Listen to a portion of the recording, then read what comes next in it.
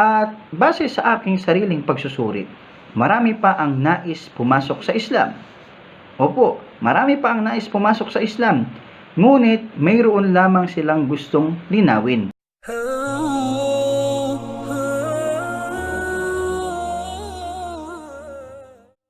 Alam niyo ba, mga kababayan, na ang Islam ang isa sa pinakamabilis lumaganap na pananampalataya sa buong mundo? Opo, tama po kayo sa narinig ninyo. Ang Islam ang pinakamabilis lumaganap na pananampalataya sa buong mundo. Kaya hindi nakakapagtaka sa panahon natin makakita tayo ng Pilipino, Amerikano, Koreano, Japanese, Chinese na nagsisipagyakap sa pananampalatayang Islam. Dahil sa mga lugar na ito na nabanggit natin ay patuloy na lumalaganap ang pananampalatayang Islam na may kasamang kapayapaan. At base sa aking sariling pagsusuri, marami pa ang nais pumasok sa Islam. Opo, marami pa ang nais pumasok sa Islam. Ngunit mayroon lamang silang gustong linawin o bigyan ng kasagutan. Hindi naman nangangahulugan na nalilito sila sa aral ng Islam, tulad ng sinasabi ng iba na sa pananampalatayang pinanggalingan niya ay napakagulo. Sila ay nakakaunawa ng husto sa pananampalatayang Islam, lalo na sa pagsamba sa nag-iisang Diyos, ang Allah. Nauunawaan nila ito na isa lang ang Diyos. Ngunit may mga bumabagabag sa kanila na kailangan pa nilang bigyan ng paglilinaw. Pero ang kanilang isipan ay patungo na sa pagyakap sa pananampalatayang Islam. At ginawa po natin ang video na ito nang sa gayon, inshallah, ay makatulong po tayo sa kanilang pagninilay-nilay. Isa sa mga bagay na gustong bigyan ng linaw ng mga gusto pang yumakap sa Islam ay ang patungkol sa pagdarasal. Maraming gustong yumakap sa Islam, ngunit kapag pinag-uusapan ng pagdarasal, parang, oops, teka lang, atras muna ako. Kasi bakit? Nabalitaan nila na sa Islam 5 beses ang pagdarasal. Tama po yan. At hindi ito lingguhan, araw-araw. Kaya napapatigil ang ilan. Napapaisip sila. Bakit? Dahil doon sa pinanggalingan nilang pananampalataya, 1 beses sa 1 linggo ang pagdarasal, ngunit hindi nila nagagampanan. So how much more, sabi nila, kung magmumuslim ako at madadagdagan ng aking obligasyon. Biruin mo, 5 beses sa 1 araw. So ito yung mga misunderstanding. Pero bibigyan po natin ng linaw ngayong araw na ito. Una po sa lahat, tama na ang pagdarasal ng isang Muslim ay 5 beses sa 1 araw. At para sa mga nagnanais yumakap sa Islam at ito ang nakakapigil, huwag na po kayong magdalawang isip. Kasi bakit? Kapag nalaman ninyo ang kadalian ng pagdarasal sa pananampalatayang Islam, sigurado po na inyong yayakapin ang pananampalatayang ito. Bakit ko nasabing madali? 5 beses nga po ang pagdarasal ng isang Muslim sa 1 araw. Pero kung titignan po natin yung mga duration niya o yung mga tinatagal niyang oras o minuto, hindi po ito aabot ng 1 oras. Kahit pagsamasamahin po natin ang 5 beses na pagdarasal, hindi po siya aabot ng 1 oras. Tingnan po natin, sa madaling araw, may possibility o may posibilidad na umabot lang ang pagdarasal ng 5 minuto. Pinakamatagal na po yun sa mga normal days. Ganon din sa tanghali, ganon din sa hapon, ganon din sa gabi. Tagli 5 minuto lamang, sabihin natin. So, 5, 10, 15, 20, 25 minutes. Kung pagsamasamahin natin ang 5 beses na pagdarasal, bubuo lamang ito ng 25 minutes. Hindi pa nga siya umabot ng kalahating oras. So, yun yung unang dapat nating maunawaan. Napakadali nito dahil hindi naman ito kukuha ng malaking oras sa atin. At binigyan tayo ng dakilang tagapaglikha ng 24 oras sa 1 araw.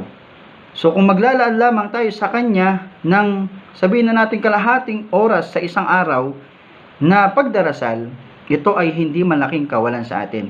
At isa pa na nais kong ibahagi sa inyo, ang oras ng pagdarasal ay oras kung saan ang mga tao ay libre sila. Katulad halimbawa yung sa madaling araw. Ito yung oras na kung saan talagang gumigising tayo at naghahanda tayo sa ating gagawin sa buong araw. Sa tanghali naman, tumatapat ang oras ng pagdarasal sa punto na kung saan kakain tayo ng ating tanghalian. Sa hapon naman, tumatapat ito sa oras ng merienda. At sa gabi naman, sa paglubog ng araw, tumatapat ito sa oras na uwian tayo sa ating mga trabaho.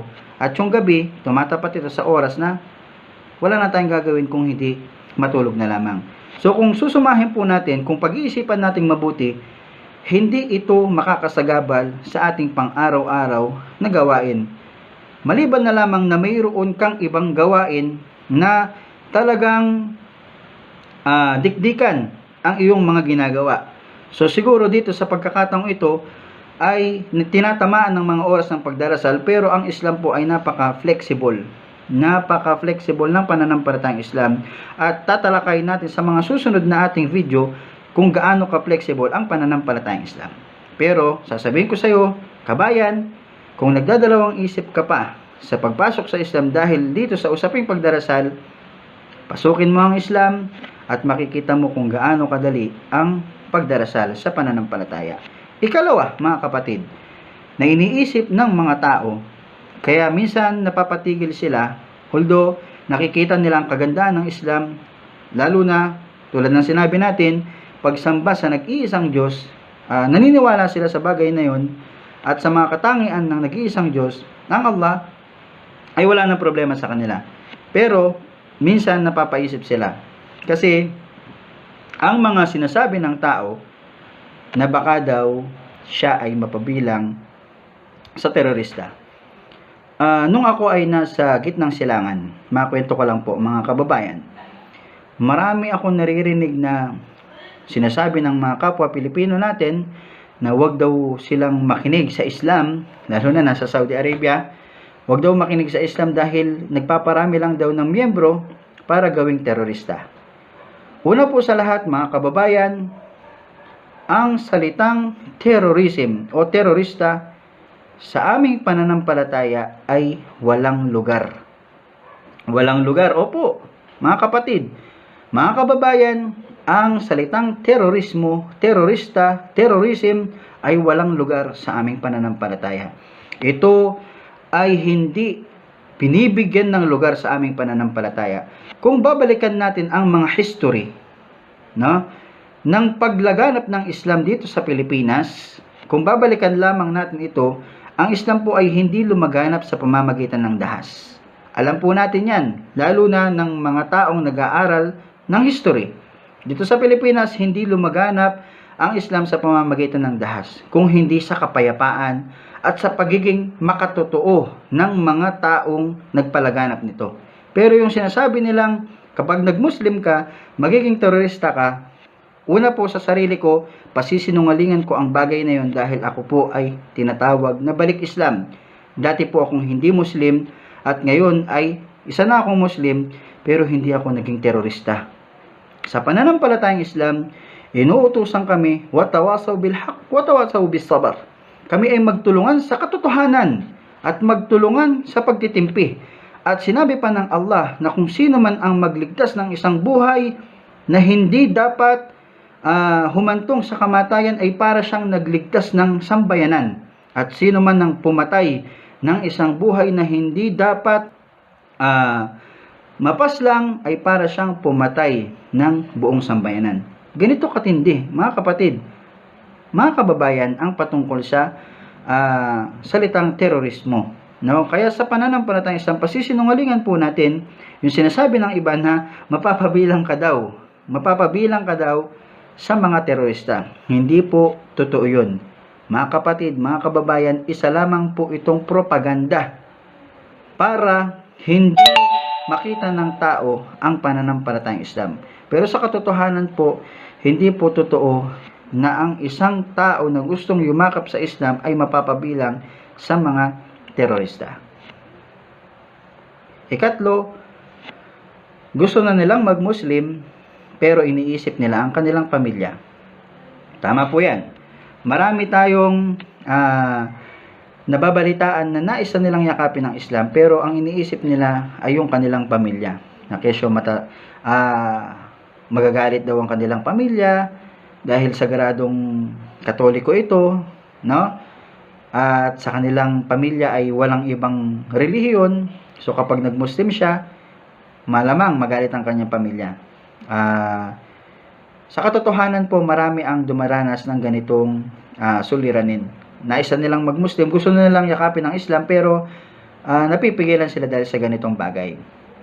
Una po sa lahat, lalo na sa mga tao na nasa tamang edad na at mayroon silang tamang pag-iisip.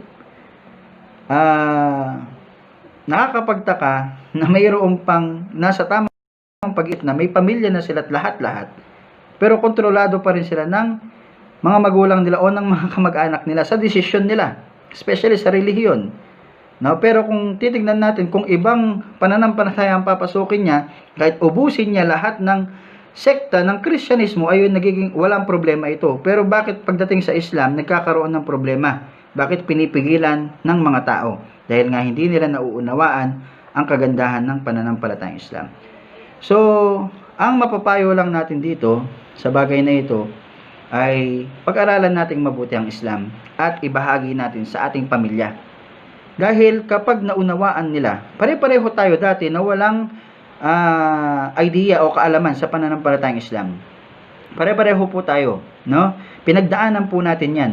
Wala tayong idea sa pananampalatayang Islam, kaya ang mga kamag-anakan natin ay nagtataka o natatakot sila, baka anong mangyari sa atin.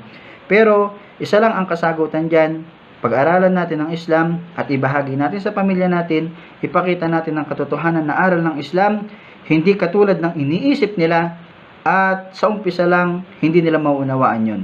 Dahil na tadtad ng masasamang balita galing sa telebisyon, sa radyo, sa mga babasahin, sa dyaryo, at sa mga chismis, tadtad ng masamang balita ang isipan ng ating mga kamag-anakan at ng mga tao dito sa ating lugar.